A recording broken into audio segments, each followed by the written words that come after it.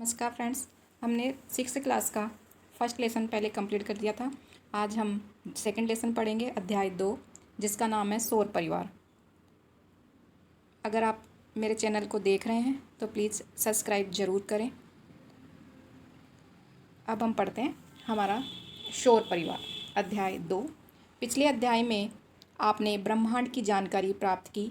आइए इस अध्याय में हम सौर परिवार के सभी ग्रहों, उपग्रहों एवं अन्य आकाशीय पिंडों जैसे क्षुद्र ग्रह, उल्का पिंड आदि के बारे में जानकारी प्राप्त करेंगे। सौर परिवार यानी हमने पिछला लेसन पढ़ा था उसमें ये आकाश पिंडों, क्षुद्र ग्रह और उल्का पिंड आदि के बारे में हमने जानकारी प्राप्त कर ली थी। अब हम इस पाठ के माध्यम से सौर परिवार के बारे में पढ़ेंगे। सूर्य के चारों ओर केवल ग्रह ही भ्रमण नहीं करते, अपितु अनेक धूमकेतु, ग्रह कणिकाएं और उल्का पिंड भी परिक्रमण करते हैं। सूर्य, ग्रह, उपग्रह, धूमकेतु, उल्का आदि सम्मिलित रूप से एक विशाल खगोलीय समूह है जिसे सौर परिवार अथवा सौर जगत कहा जाता है। इन सभी खगोलीय पिंडों में सूर्य अधिक महत्वपूर्ण है, इसलिए सूर्य को सौर परिवार का पिता या जनक भी कहते हैं। सौर परिवार का पिता कौन है? सौर परिवार का पिता सूर्य है। सौर परिवार का पिता कौन है? सूर्य। अब ग्रह। सौर मंडल के सभी खगोलीय पिंड एक निश्चित पथ पर सूर्य का चक्कर लगाते हैं। जो सभी ग्रह हैं, सभी पिंड हैं, वो सूर्य का क्या करते हैं? चक्कर लगाते हैं। इसे हम क्या कहेंगे? कक्ष कहेंगे। इसको हम क्या कहते हैं? कक्ष। इसके बारे में 1543 ईस्वी में सर्वप्रथम निकोलस कोपरनिकस ने बताया था। इसके बारे में सबसे पहले किसने जानकारी दी थी? Nicholas Copernicus. और कब दी थी? 1543 में। ये याद रखना है। सूर्य सौर मंडल के केंद्र में है और सभी ग्रह उसके चारों ओर चक्कर लगाते हैं। आधुनिक वैज्ञानिकों के अनुसार हमारे सौर मंडल की आयु लगभग 460 करोड़ वर्ष है। यानी वैज्ञानिकों का मानना है कि सौर मंडल की आयु कितनी है? 460 करोड़ वर्ष। सूर्य हमारी आकाशगंगा के लगभग 100 अरब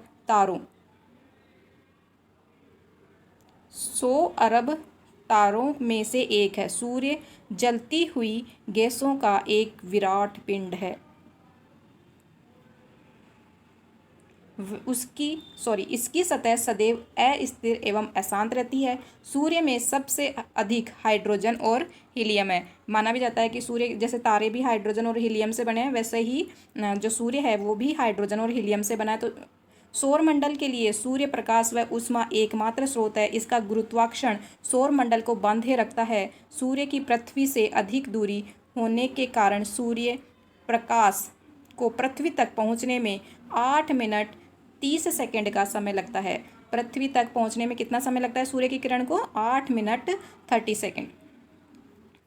हमारे सौर परिवार में कुल 8 ग्रह हैं। हमारे सौर परिवार में कुल 8 ग्रह हैं। पहले 9 थे, लेकिन 2006 में प्लूटो को क्षुद्र ग्रह घोषित कर दिया। सूर्य के चारों ओर चक्कर लगाते हैं। सूर्य से विभिन्न दूरी पर स्थित इन ग्रहों का आपस में टकराना संभव नहीं है। इनका प्रकाश नहीं होता, यानी इनका जो अपना प्रकाश नहीं होता। ये सूर्य से ऊष्मा प्राप्त करते हैं। सूर्य से दूर जाने पर क्रमशः बुध, शुक्र, पृथ्वी, मंगल, बृहस्पति, शनि, अरुण, वरुण ग्रह हैं। 2006 में प्लूटो को भी एक ग्रह माना जाता था। यानी 2006 तक तो इसको प्लूटो को एक ग्रह माना जाता था, लेकिन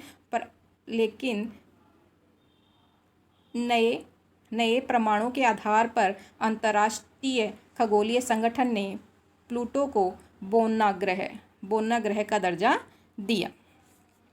सूर्य के पास स्थित बुध, शुक्र, पृथ्वी एवं मंगल ग्रह को आंतरिक व धरातलीय ग्रह भी कहा जाता है। धरातलीय ग्रह कौन कौन से हैं? बुध, शुक्र, पृथ्वी और मंगल।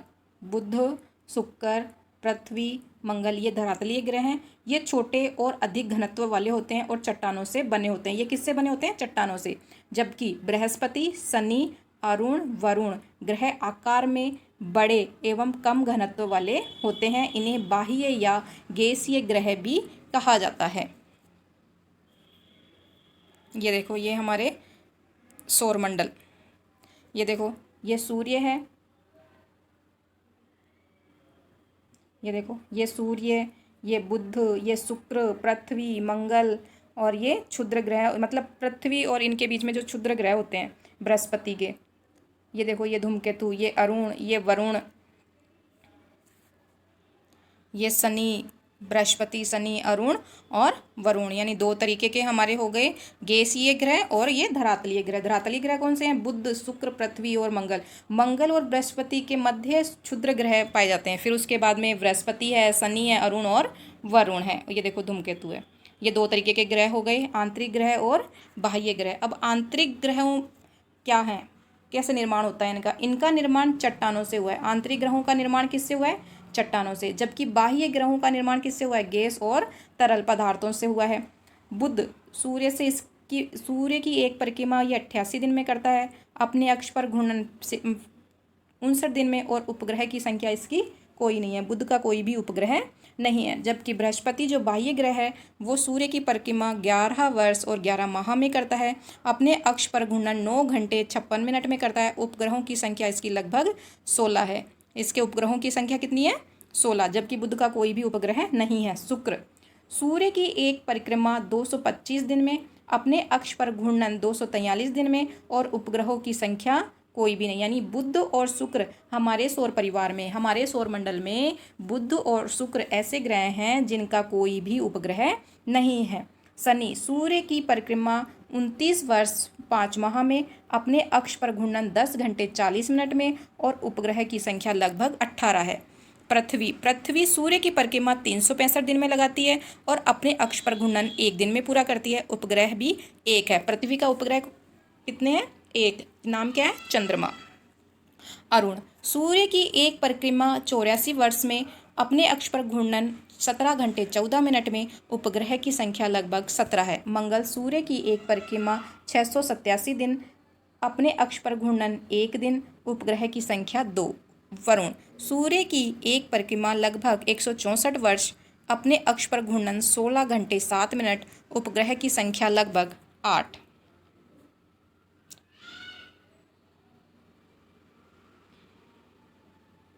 खगोल वैज्ञानिकों ने सौर मंडल के सभी पिंडों के कई वर्ग बनाए।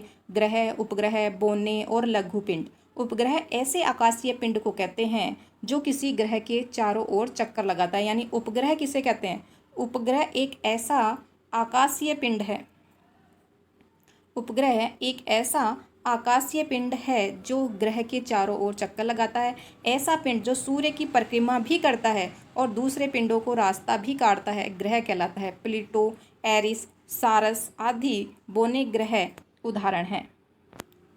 सूर्य की परिक्रमा करने वाले सौर मंडल के बाकी सभी छोटे छोटे पिंड जैसे क्षुद्र ग्रह, उल्का पिंड और वरुण के पार पाए जाने वाले अनजाने पिंड तथा सौर मंडल में आने वाले धूमकेतुओं आदि को लघु पिंड कहा जाता है। पृथ्वी और इसके परिमंडल। जिस पृथ्वी पर हम रहते हैं वह इतनी विशाल है कि इसके विषय में हम अभी तक संपूर्ण ज्ञान प्राप्त नहीं कर सके हैं। सूर्य से दूरी के अनुसार तीसरा और आकार के अनुसार पृथ्वी सौर परिवार का 5वां बड़ा ग्रह है। यह अन्य ग्रहों की तरह संपूर्ण प्रकाश व ऊष्मा सूर्य से प्राप्त करती है। यानी पृथ्वी है वो भी हमारी ऊष्मा किससे प्राप्त करती है? सूर्य से। शुक्र को पृथ्वी का जुड़वां ग्रह माना जाता है। पृथ्वी का जुड़वां ग्रह कौन है? सूर्य। क्योंकि उसका आकार एवं आकृति लगभग पृथ्वी के समान ही है। पृथ्वी और उपग्रहों से ली गई तस्वीरों में यह गोलाकार दिखाई देती है। पृथ्वी कैसी दिखाई देती है? गोलाकार। पृथ्वी के मापन से पता चलता है कि वह दोनों ध्रुवों पर दबी हुई है तथा विषुवत वृत्त पर कुछ उभरी हुई है। सौर मंडल में पृथ्वी ही एक अनोखा ग्रह है जिस पर जीवन है। पृथ्वी पर जीवन होने के कारण इसे जीवंत ग्रह कहा जाता है। सूर्य के निकट ग्रह अधिक गर्म और दूर स्थित ग्रह अधिक ठंडे होते हैं, इसलिए यहाँ जीवन संभव नहीं है। पृथ्वी का औसत तापमान 15 डिग्री सेंटीग्रेड है। 15 डिग्री सेंटीग्रेड औसत तापमान कितना है पृथ्वी का? 15 डिग्री सेंटीग्रेड, जो जीवन के लिए आदर्श है। यह तापमान वायुमंडल के कारण बना है। यहाँ पर्यावरण के 3 प्रमुख घटक या परिमंडल आपस में मिलते हैं और एक दूसरे को प्रभावित करते हैं। पृथ्वी की ठोस परत जिस पर हम रहते हैं उसे स्थल मंडल कहते हैं। यानी पृथ्वी है उसको हम क्या कहेंगे? स्थल मंडल, भूमंडल। जिससे किसी न किसी रूप में जीवों का भोजन प्राप्त होता है। स्थल मंडल है, विभिन्न प्रकार के खनिज मिलते हैं, जीवन निर्वाह के लिए महत्वपूर्ण है। पृथ्वी के चारों ओर गैसों का आवरण है, उसे हम क्या कहते हैं? वायुमंडल कहते हैं। जो हम वायु का आवरण है उसे हम वायुमंडल कहते हैं।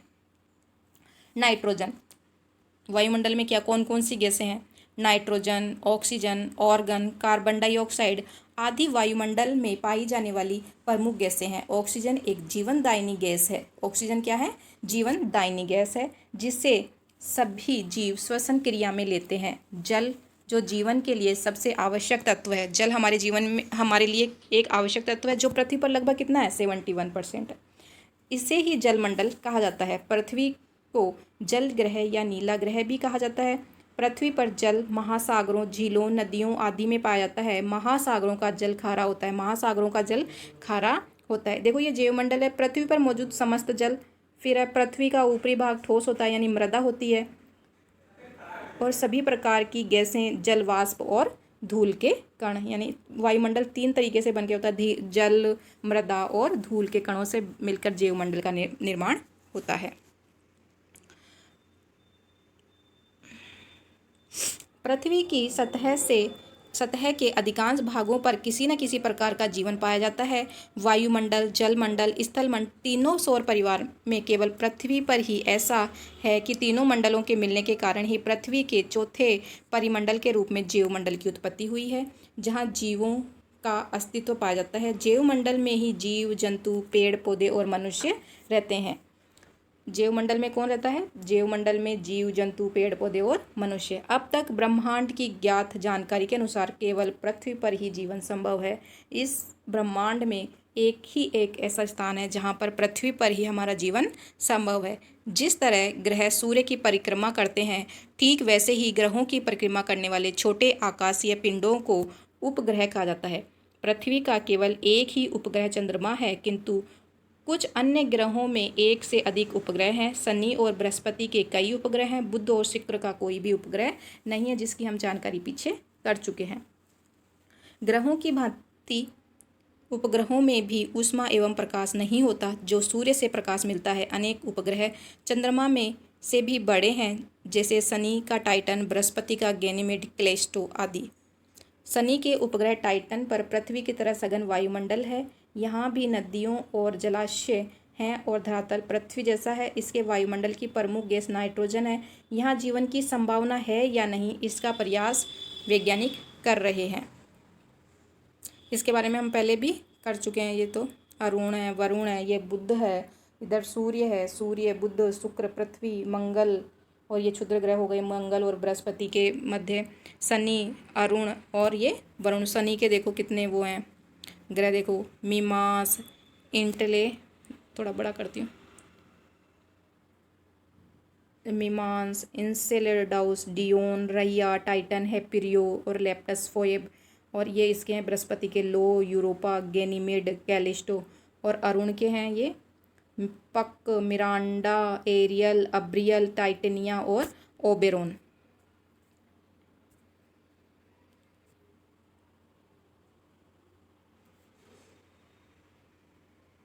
ये देख लेना आप। चंद्रमा, पृथ्वी का सबसे नज़दीकी गोलाकार आकाशीय पिंड चंद्रमा है। आधुनिक खगोल शास्त्रियों के अनुसार यहाँ जल एवं वायु का अभाव है, इसलिए यहाँ जीवन संभव नहीं है। हमारी पृथ्वी के धरातल एवं चंद्रमा के धरातल में कुछ समानताएं हैं। चंद्रमा का धरातल पृथ्वी के धरातल की तरह उबड़ खाबड़ है। चंद्रमा की तुलना में पृथ्वी लगभग 81% बड़ी है। यानी कितनी बड़ी है चंद्रमा से पृथ्वी? 81%। अब है चंद्रमा की कलाएं। पृथ्वी और चंद्रमा दोनों आकृति गोलाकार है। पृथ्वी और चंद्रमा की आकृति दोनों की क्या है? गोलाकार है। दोनों ही सूर्य से प्रकाश प्राप्त करते हैं। इस कारण दोनों के आधे भाग पर प्रकाश रहता है और आधे भाग पर अंधेरा। सूर्य से प्राप्त प्रकाश की किरणें चंद्रमा से परावर्तित होकर पृथ्वी पर आती हैं, उसे हम चांदनी कहते हैं। यानी चांदनी किसे कहते हैं? जो चंद्रमा की किरणें परावर्तित होकर पृथ्वी पर आती हैं, उसे हम चांदनी कहते हैं। महीने में एक बार चंद्रमा का पूर्ण प्रकाशित भाग पृथ्वी के सामने आता है, जिसे हम पूर्णिमा कहते हैं। इसी तरह महीने में एक बार चंद्रमा का अप्रकाशित भाग पृथ्वी के सामने होता है, जिसे हम क्या कहते हैं, अमावस्या कहते हैं। पूर्णिमा से अमावस्या तक चंद्रमा का वह भाग, प्रकाशित भाग घटता रहता है एवं अमावस्या से पूर्णिमा तक बढ़ता रहता है। चंद्रमा की इन घटती बढ़ती आकृतियों को ही हम चंद्रमा की कलाएं कहते हैं। भारत में बढ़ते चांद के पखवाड़े को शुक्ल पक्ष और घटते चांद के पखवाड़े को कृष्ण पक्ष कहते हैं। चंद्रमा पर दिन में बहुत अधिक गर्मी एवं रात्रि में बहुत अधिक ठंड पड़ती है, इसलिए वहाँ वातावरण जीवन के अनुकूल नहीं है। चंद्रमा को अपने अक्ष पर घूमने में कितना समय लगता है, 29 दिन। अपने अक्ष पर घूमने में 29 दिन एवं पृथ्वी के चारों ओर चक्कर लगाने में 27 दिन का समय लगता है। ये देखो, पीछे देखते हैं, ये देखो, ये इसको थोड़ा छोटा करते हैं। ये देखो, ये सूर्य की किरणें, ये पृथ्वी पर, ये अमावस्या इधर, फिर इधर पूर्णिमा। ये पूरा दिखाई दे रहा है तो अमावस्या हो गई, और ये यहाँ पर ये पूर्णिमा हो गई पूरा दिखाई बढ़ता हुआ, और ये अमावस्या यहाँ, यानी ये इस तरीके से घूमता है, इस तरीके से। ये घटता चंद्र, ये बढ़ता चंद्र। अब हम पढ़ेंगे क्षुद्र ग्रह। ये ध्यान रखना है कि चंद्रमा को अपने अक्ष पर घूमने में 29 दिन का समय लगता है और पृथ्वी का करने में 27 डेज यानी 27 दिन का। क्षुद्र ग्रह मंगल और बृहस्पति ग्रहों के बीच एक पट्टी में स्थित परिक्रमा करने वाले असंख्य छोटे पिंडों को क्षुद्र एवं या अवांतर ग्रह, क्षुद्र ग्रहों का दूसरा नाम क्या है, अवांतर ग्रह कहते हैं। इनका निर्माण ग्रहों के बाद बच्चे मलबे से हुआ है। सेरेस इसका उदाहरण है। उल्का पिंड, उल्काएं धूमकेतुओं या क्षुद्र ग्रहों से टूटे हुए टुकड़े और पृथ्वी के गुरुत्वाकर्षण धरती की ओर खींचे चले आते हैं। मार्ग में वायुमंडल से घर्षण के कारण वे जलने लगते हैं और नष्ट हो जाते हैं। वायुमंडल में घर्षण के समय चमकीली रेखा के रूप में दिखाई देते हैं, जिन्हें हम टूटते तारे कहते हैं। कुछ उल्कापिंड बड़ी होने के कारण पूरी तरह से नष्ट नहीं हो पाती तथा पिंडों के रूप में पृथ्वी से टकरा जाती है। इस स्थिति में उन्हें उल्कापिंड कहा जाता है। इसे पृथ्वी पर गड्ढे भी बन जाते हैं। अब आ गई ये शब्दावली। सौरमंडल, सौरमंडल किसे कहते हैं, सूर्य और पृथ्वी सहित सभी ग्रह, उपग्रह एवं अन्य लघुपिंड। पखवाड़ा, महीने का आधा भाग। क्षुद्र या अवांतर ग्रह, मंगल और बृहस्पति के मध्य स्थित छोटे खगोलीय पिंड। उपग्रह, ग्रह के चारों ओर जो चक्कर लगाते हैं उन्हें हम उपग्रह कहते हैं। सही विकल्प बताइए। वर्तमान में ग्रहों की संख्या है 8। सौरमंडल का सबसे बड़ा ग्रह है बृहस्पति, और ये बाकी आप खुद करना। जीवंत ग्रह है, पृथ्वी है। पृथ्वी का उपग्रह कौन है, चंद्रमा है। और वलय धारक कौन है, शनि है। सबसे चमकीला कौन है, शुक्र है। सबसे छोटा ग्रह बुध है। जीवंत ग्रह पृथ्वी है। पृथ्वी का उपग्रह चंद्रमा है। अब आगे हम पढ़ेंगे अंतरिक्ष की खोज, जो कि हम कल पढ़ेंगे। अगर आप मेरे चैनल को देख रहे हैं तो प्लीज़ इसको सब्सक्राइब करिए। धन्यवाद।